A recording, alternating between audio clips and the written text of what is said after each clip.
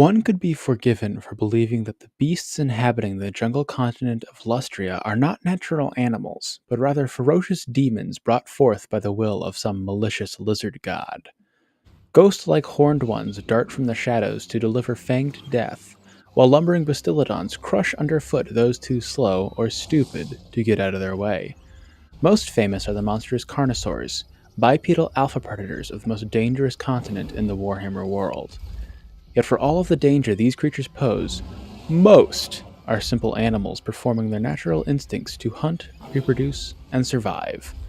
No cruelty can be found in their actions, and, unless threatened or hungry, they will not attack a passerby. One inhabitant of Lustria bucks this trend, however, and kills simply for the sick thrill of it.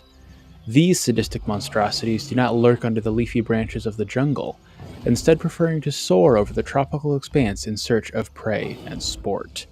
Known as Ripperdactyls, these beasts are feared and respected by the Lizardmen and their foes alike. Ripperdactyls are large, winged reptiles with razor-sharp beaks. Their feeding frenzies are the stuff of legend, and those lucky enough to survive even seeing a flock with them in action report that their attacks are a flurry of beak and claw. Ripperdactyls are always hunting, as their immense appetite for food is only exceeded by their appetite for suffering. This unending pursuit of living flesh has let Ripperdactyls develop a refined palate, and they are known for only eating the choicest cuts from their victims. This palate is not always shared by the other inhabitants of Lustria. Uniquely among the jungle continent's predators, Ripperdactyls are renowned for their love of the Lustrian blot toad. A noxious amphibian that feasts upon Ripperdactyl eggs, the blot toad's only defense is a foul-smelling musk they emit when threatened. In groups, they can drive away even a fully grown carnosaur, but the slightest trace of their stench can drive a Ripperdactyl to new heights of fury in pursuit of this delicacy. The few skinks brave enough to ride Ripperdactyls take advantage of this hunger, discreetly planting toads upon the enemy before battle is joined, making their already ferocious mounts even more dangerous. The taming of a Ripperdactyl is no simple task. Many skinks die trying to domesticate them, and even more are viciously scarred. Only Ripperdactyls hand-reared by its future rider have even the slightest hope of being useful in battle, but even then there's no guarantee that they won't murder their handler upon hatching. Those few skinks who do manage to survive the experience of raising a Ripperdactyl are unusually eager to engage in close combat once mounted, wielding long spears and shields from atop their ferocious mounts. Not that they have a choice in this, of course. Even a well-trained Ripperdactyl will throw itself into the heat of battle without prompting from their rider at a moment's notice. This is where they thrive, their ferocious natural behavior driving them to rip and tear at their foes with terrifying gusto. Despite their chaotic and uncontrollable natures, a unit of Ripperdactyls is a welcome sight for any Saurus general. They may be bloodthirsty maniacs, but at least they're the Lizardmen's bloodthirsty maniacs. You may have noticed that I have not mentioned a specific Ripperdactyl regiment at this point in the video, despite this being a Regiment of Renown video. That's because, strictly speaking, the group of Ripperdactyl riders known as the Colossadon Hunters does not exist in the lore like it does in the Total War series. The name instead refers to the Ripperdactyl hunting practices.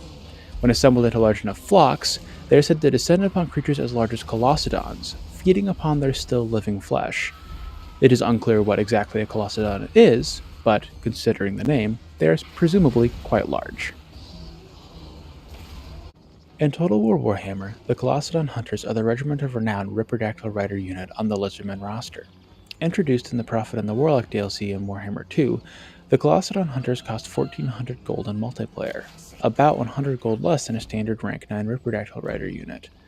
The units are nearly identical, with two key differences. First, while normal Ripperdactyl Riders have a bonus versus infantry, the Colossadon Hunters have a bonus versus large of 15 instead. This makes them better at taking air control than their normal counterparts, as the majority of airborne units are in the large size category. Secondly, the Colossadon Hunters possess the infamous Toad Rage ability. A reference to the Ripperdactyl's infamous hatred for the Lustrian Blot Toad, the unit gains a plus 50% bonus to both base and armor-piercing weapon strength for 18 seconds when the ability is activated. Unfortunately, it also causes the Colossadon Hunters to rampage for the duration of the ability, making it difficult to choose which targets they engage with. Fortunately, the cold-blooded ability Lizardman characters possess can negate this penalty without removing the bonuses, making it a negligible issue if timed properly. The Colossadon Hunters are the definition of glass cannons. They hit like a truck, capable of fighting even the likes of combat monsters like Rakarth on his dragon cost effectively in a vacuum.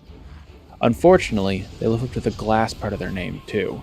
Unless carefully microed, you should pretty much expect them to kill whatever you tell them to kill while dying in the process.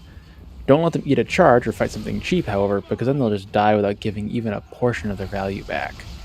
If you're looking to counter the Colossadon Hunters, ranged weaponry or small, cheap flying units can trade cost effectively, if not pull out a win against the much more expensive Ripperdactyl unit. That concludes our overview of the Colossadon Hunters. I hope you enjoyed the content and didn't mind that there wasn't more, or any, details about a particular group of Ripperdactyl riders. There just wasn't anything out there to write about. Instead, think of this video as a crossover between the Monsters of Warhammer and Regiments of Renown series on the channel. Be sure to check out the Monsters of Warhammer series this Saturday, as there should be a special treat on that playlist for the cold-blooded individuals among you. Until next time, this has been Sigmar is Chosen, signing off for now.